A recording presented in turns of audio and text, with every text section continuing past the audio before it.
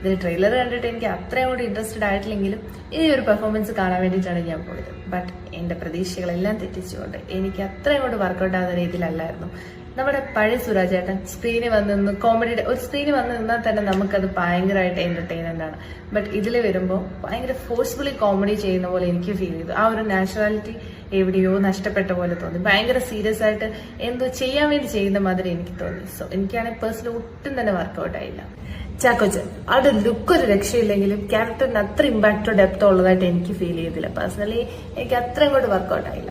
പിന്നെ ആരും വിഷമിക്കേണ്ട, ഇതിൽ ഒരുപാട് ഫീമെയിൽ ക്യാരക്ടേഴ്സ് ഉണ്ട്. നമ്മുടെ ശ്രുതി രാമചന്ദ്രൻ, അനക്ക, മഞ്ജുപിള്ളയുടെ കാര്യം പിന്നെ പറയണ്ടല്ലോ. ഒരു കുഞ്ഞി ക്യാരക്ടർ കിട്ടിയാലും ഗംഭീരമായിട്ട് ചെയ്യുന്ന ആളാണ്. ഇതിലും അതുപോലെ തന്നെ തകർത്ത് ചെയ്തിട്ടുണ്ട്.